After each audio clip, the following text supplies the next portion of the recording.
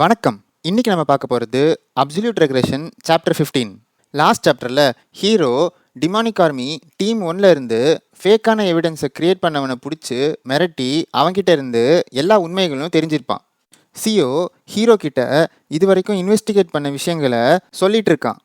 Demonic army team 3 captain Jang Ho கிட்ட இருந்து தெரிஞ்சுக்கிட்ட விஷயங்களை வச்சு பார்த்தா டிமானிக் ஆர்மி கமாண்டர் தான் நிர்வாணா பெவிலியன் இன்வெஸ்டிகேட்டரை கொல்றதுக்கான ஆர்டரை கொடுத்தது. அந்த ஆர்டரை எக்ஸிக்யூட் பண்ணது கோடாங். அவன் இப்போ உயிரோட இல்லை. அவங்க 2 பேரும் சேர்ந்து இது போல் நிறைய அக்கிரமங்களை செஞ்சுருக்காங்க, நிறைய பேரை கொண்டிருக்காங்க. ஆனால் டிமானிக் ஆர்மி கமாண்டர் அவரை அவ்வளோ ஈஸியாக அரெஸ்ட் பண்ண விட்டுற மாட்டாருன்னு சிஓ சொல்கிறான். இதை கேட்ட ஹீரோ ரொம்ப ஆழ்ந்து யோசிச்சுட்டு நான் அவரை அரெஸ்ட் பண்ண போகிறதில்லன்னு சொல்கிறான். என்னதுன்னு சிஓ கேட்குறான். நான் அவரை கொல்ல போகிறேன் அப்படின்னு ஹீரோ சொல்கிறான்.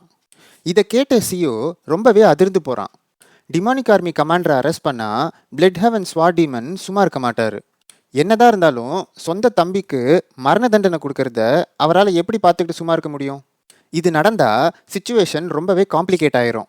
டிமானிக் ஆர்மி டீம் 1 கேப்டன் கோடாங் செஞ்ச குற்றங்களுக்கும் டிமானிக் ஆர்மி கமாண்டருக்கும் எந்த சம்மந்தமும் இல்லைன்ற பொய்யான விஷயத்த உண்மையாக்குறதுக்காக நிறையா ஃபோர்ஜரி பண்ணுவாங்க.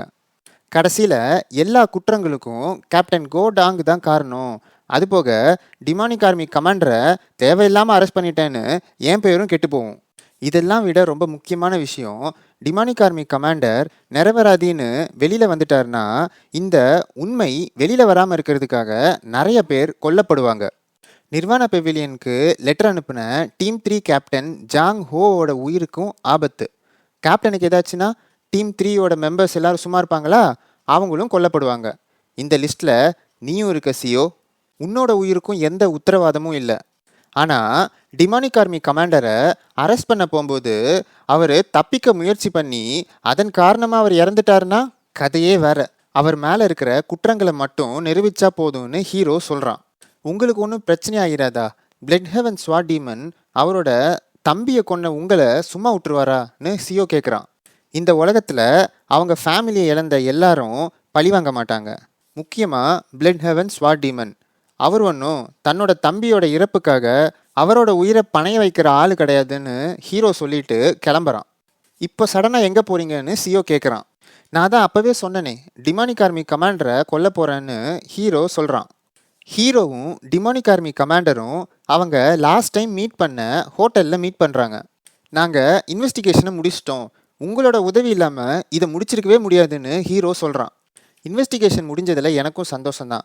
என்னதான் ஒரு பாரம் குறைஞ்ச மாதிரி இருந்தாலும் நீங்கள் இதுக்கப்புறம் கிளம்பிடுவீங்கன்றது நினச்சி பார்த்தா கஷ்டமாக தான் இருக்குன்னு கமாண்டர் சொல்கிறாரு.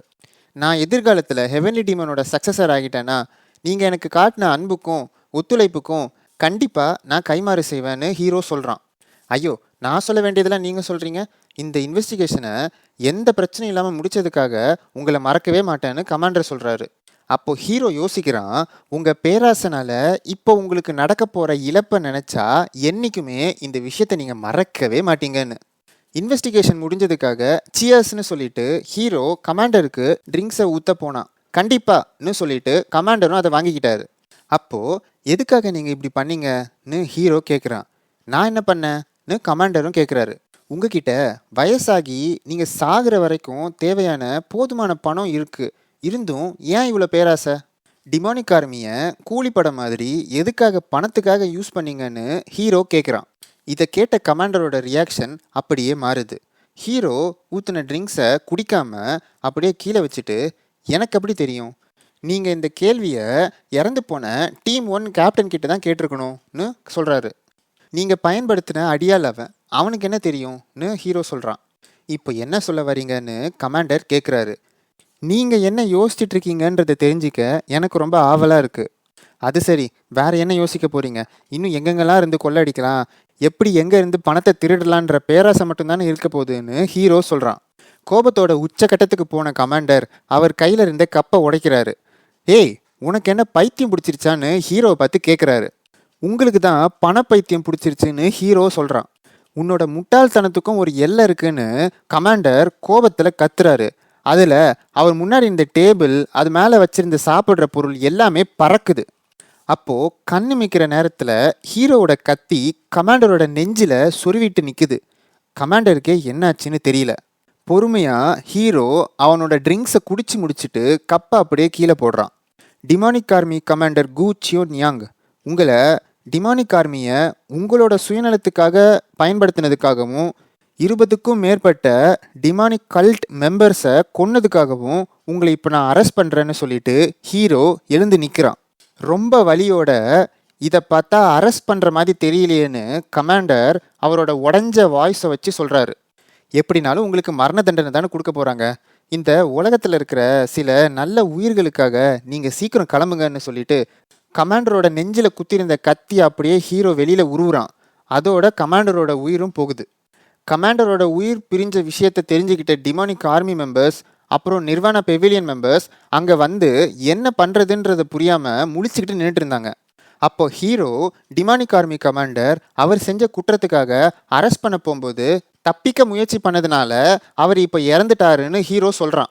இதை கேட்ட எல்லாரும் பேந்த முழிச்சிட்டு இருக்காங்க. அப்போது ஹீரோ சியோ டெரியான், டிமானிக் ஆர்மி டீம் 1 மெம்பர்ஸ் எல்லாரையும் அரெஸ்ட் பண்ணி ஜெயிலில் போடுங்க, இந்த கரப்ஷன் பற்றி முழுசாக விசாரிக்கணும்னு ஆர்டர் பண்ணுறான். அதுக்கு கண்டிப்பாக யங் மாஸ்டர்னு சியோ சொல்கிறான். Demonic army team 3 captain Jang Ho, நீங்கள் டீம் 1 மெம்பர்ஸை அரெஸ்ட் பண்ணுறதுக்கு நிர்வாணா பெவிலியன் இன்வெஸ்டிகேட்டர்ஸ்க்கு சப்போர்ட் பண்ணுங்கன்னு ஆர்டர் பண்ணுறான். இந்த கரப்ஷன் சம்மந்தமாக முடிவெடுக்க வேண்டிய முழு அத்தாரிட்டி எனக்கு கொடுக்கப்பட்டிருக்கு. அதனால் நான் சொன்ன ஆர்டர் எல்லாமே டிமானிக் கல்ட்டோட லீடரோட ஆர்டருக்கு சமம். எல்லாரும் என்னோட உத்தரவை உடனடியாக நிறைவேற்றுங்கன்னு சொல்கிறான் ஹீரோ. இதை கேட்ட ஜாங் ஹோ கண்டிப்பாக யங் மாஸ்டர்னு சொல்கிறான். இப்போ தான் சியோக்கும் கேப்டன் ஜாங் ஹோக்கும் நிம்மதியாக இருக்குது. ஹீரோவும் அவன் நினச்சதை செஞ்சு முடிச்சிட்டான். இன்வெஸ்டிகேஷன் எல்லாம் முடிச்சுட்டு ஹீரோ ஹெவன்லி டீமன் கிட்ட ரிப்போர்ட் பண்ணுறதுக்காக ஹெவன்லி பெவிலியனுக்கு வரான். அப்போது ஹெவன்லி டீமன் கிட்ட அட்வைசரும் பிளட் ஹெவன் ஸ்வாட் டீமனும் பேசிகிட்டு இருக்காங்க. ஹீரோ உள்ளே வர்றத 3 பேரும் பார்க்குறாங்க. அதில் பிளட் ஹெவன் ஸ்வாட் டீமன் ஹீரோவை பார்த்து முறைக்கிறாரு. இதோட சாப்டர் 15 முடிவடைகிறது. என்ன ஃப்ரெண்ட்ஸ், கமாண்டருக்கும் ஹீரோக்கும் பெரிய ஃபைட் சீக்வன்ஸ் நடக்கும்னு எதிர்பார்த்தீங்களா? என்னதான் இருந்தாலும் கமாண்டரோட கதையை கிளாஸாக முடித்தான் ஹீரோ. உங்களுக்கு இந்த வீடியோ பிடிச்சிருந்தா கண்டிப்பாக இந்த வீடியோவை லைக் பண்ணுங்கள். 1000 சப்ஸ்கிரைபர்ஸை ரீச் பண்ண போகிறோம். ஸோ சப்ஸ்கிரைப் பண்ணாதவங்க மறக்காமல் சப்ஸ்கிரைப் பண்ணுங்கள். நெக்ஸ்ட் சாப்டரில் மீட் பண்ணலாம்.